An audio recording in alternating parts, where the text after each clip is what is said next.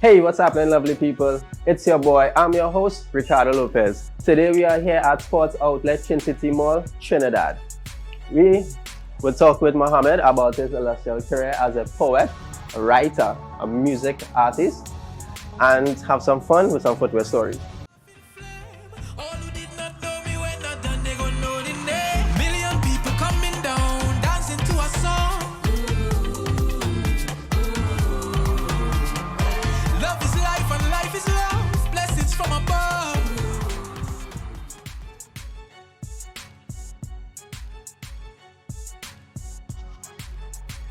Good afternoon, Muhammad. Afternoon. Welcome to Footwear Stories Caribbean. Yeah, man.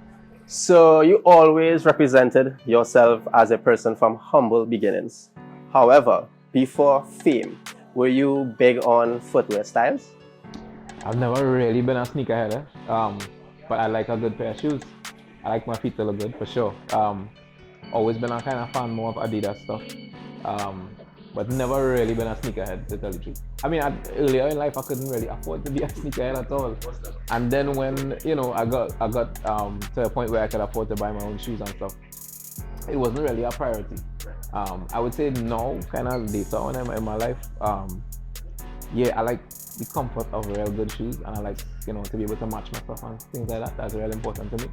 So yeah, but I'm not one of those people who's gonna go online and wait for the new Yeezys to come out and spend 5,000 PG on a sneakers. That's not me. Yeah. All right. So Big up Yeezy anyway, same way. So in your latter teenage years, you were living in North Africa, where the Muslim culture was strong. Yeah.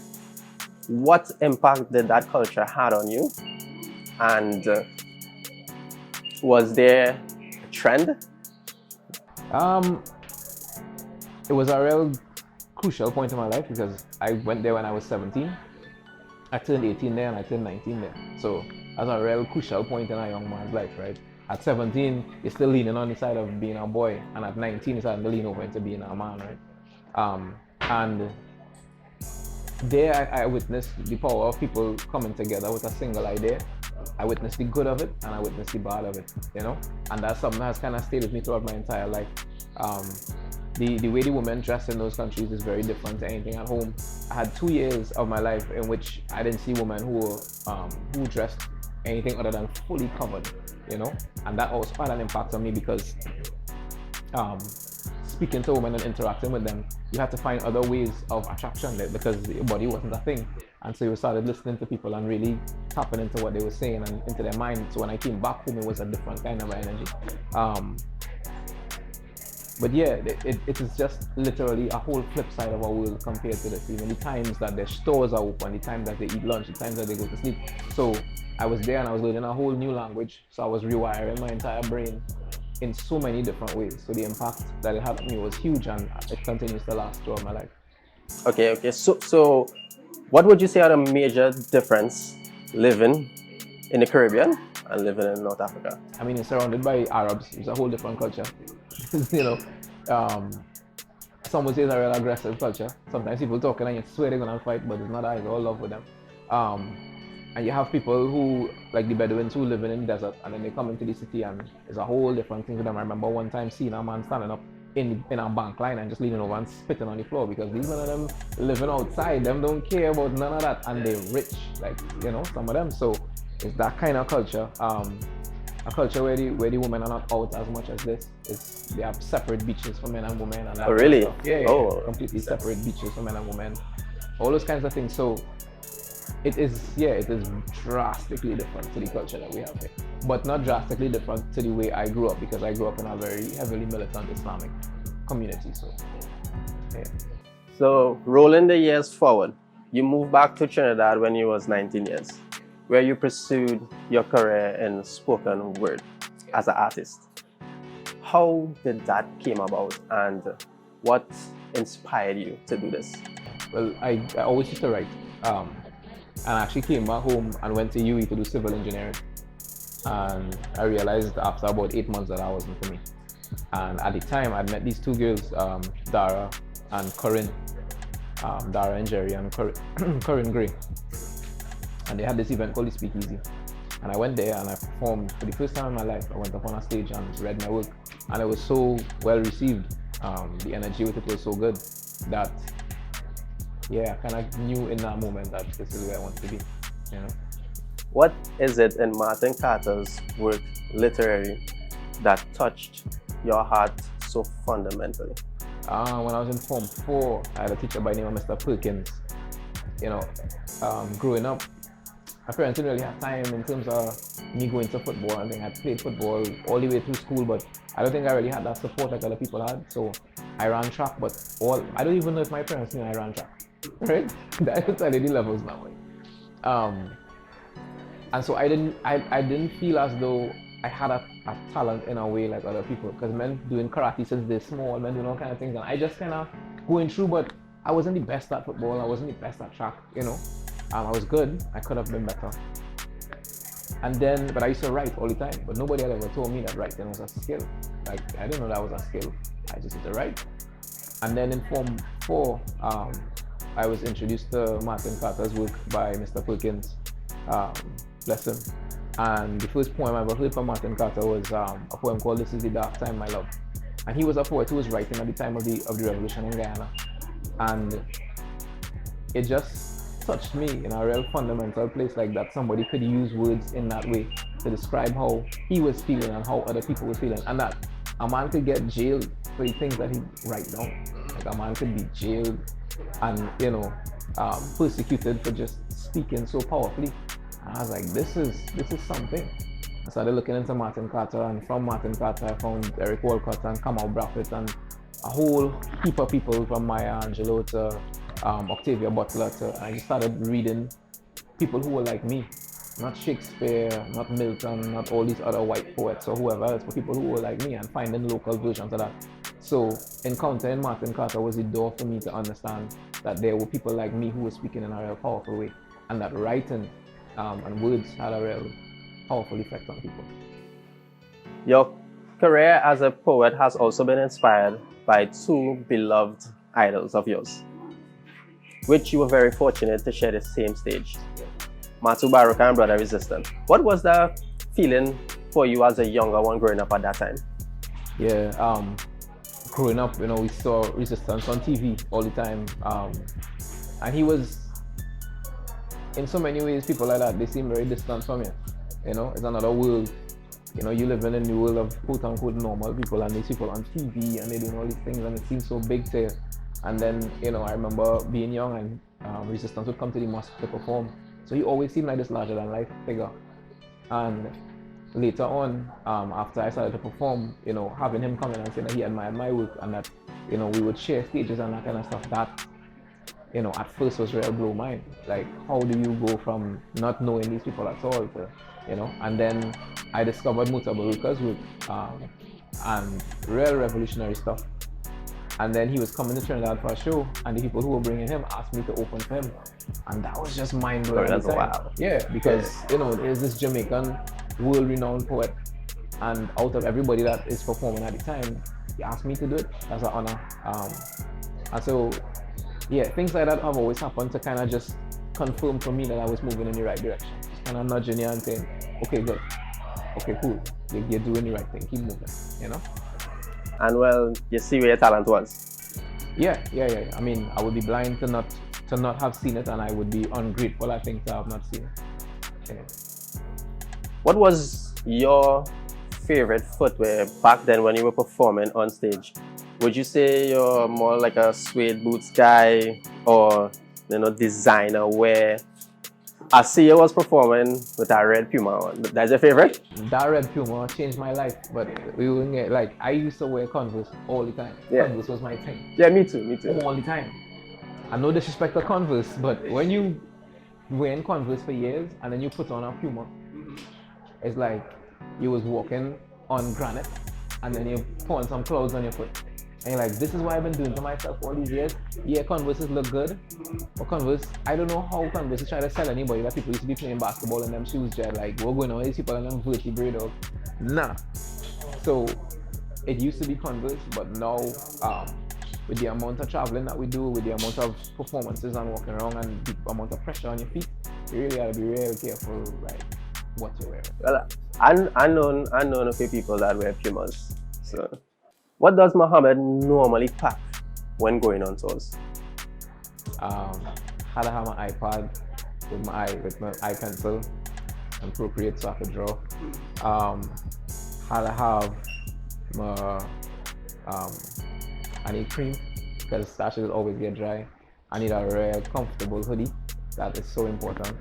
I need my books. I need at least 3 books to read. I need my books that are drawing, and I need my pens for sure. Yeah, and my pens and my books in my bag right now. I even know why I bring them there, but they're there. Always. It is publicly documented that you were featured presenter of the 2010 Nature Island in Dominica. Explain to the viewers about that milestone and how it impacts the Caribbean literary industry. So in 2010, I've been performing spoken word for about 5 years, and I was contacted by the Nature Island Literary Festival in Dominica to headline. But before that point, I've been doing performances here that were like 3 poems, 10 minutes, 12 minutes long. And this was the first time I was asked to do a feature performance. So now I had to collect a body of work that was 45 minutes of poetry to perform in front of people who had no idea who I was. And I think of my generation of poets, I was the first one to be hired outside, to fly, to be paid to perform like that, but also to have to perform that large of a body of work. And I think it changed a lot for spoken word here because other people have gone up since then. Poets have been hired at different places in the region, etc. And yeah, it was one of those things where we had, and I say we, all of the poets at the time, we had crossed a milestone that we couldn't go back after that. Yourself and Lou Lion formed the band Freetown Collective in 2010. Right? How did that celebration come about? How is it working to date as a music band? And what are some of the inspirations behind the Freetown Collective success? That's 3 huge questions in one. Lou and I met in 2005, and then we met again in 2009. When we met again in 2009, we've basically been inseparable since then. Started making music in 2010. We have been inspired by everybody from Andre Tanka to now some of the youths like Kutain and that kind of stuff coming up to create this music as an extension of what Calypso is. So we consider ourselves the new Calypsonians. What was Freetown Collective debut song? The most popular song to date, and what did you think were the main difference in the two musically speaking? Yeah, chalk and cheese. The first song we ever wrote together was a song called Love Transition. And that song was basically just guitar and voice, right? And that was when we were just starting, so my voice was nowhere near where it is now. And we had no idea really about what we were doing. Our most popular song to date, people might think it's Feely Love, but it's actually a song called Believer by Major Lazer, which is on YouTube now. I think it has like 40-something million views. And it's done the most for us in terms of international recognition and that kind of stuff. And the difference between the two is, they're miles apart in terms of the songwriting, the direction, the vocals, all that kind of stuff. To me, it shows a lot of growth from where we were to where we are now. And even if we look at something like Feely Love, the vocals have even gone to another. Feely Love was vibes though, I ain't gonna lie, it was real vibes. What was the biggest crowd, Freetown Collective has performed in front of? Where and what is your normal routine, or let me say ritual before going on the stage? So the largest crowd I think today we performed in front of, there was a Tobago Jazz that I feel was like 10,000 people. That was in Tobago. We performed alongside Taurus Riley, but we've done crowds with like Chronix and Damian Marley, so we've had some decent size crowds, and those things are terrifying when you don't have a hit. So like we perform in front of these crowds and just on the strength of what we have, and Trinidadians real dread when it comes to that, but that's a whole other conversation. But they were really good learning experiences and really good performances. Ritual before going on stage, I had to pull to a corner and just kind of center myself, you know, make sure that I have all the water I need. If there's tea around, I drink some tea. But really, I don't want to start talk with anybody. I don't start That's how you prep yourself. I need to get quiet. That's really quiet. Meditating, vibes in. Is it correct to say the music you and your brothers produced, right? Is it about encouraging people to live their lives with purpose? That's the whole point. When human beings are built for purpose. Without purpose, we kind of just wander aimlessly and we get into a lot of trouble, you know, all the time. Because any breeze blow, you just go with it, you know. And so the more that we could encourage people to align themselves with their purpose is the better. I think that is one of the most important things, if not the most important thing for a human being, to find purpose. So now it's time for Instagram moment, right? There is an image of you and Lou Lyons swagging in suits and eating doubles in 2020. You know, enlighten us. That was a photo shoot for our album release, Born in Darkness, our first album. That was 2018.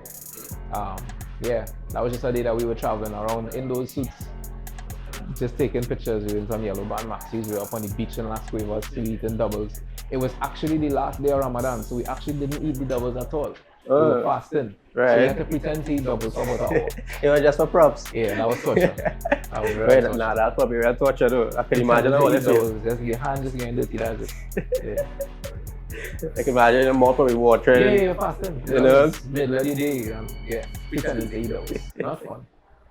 There is a photo of you sitting next to a window in Philly, looking pensive. Explain. Yeah, so that was the second leg of our US tour that happened in March.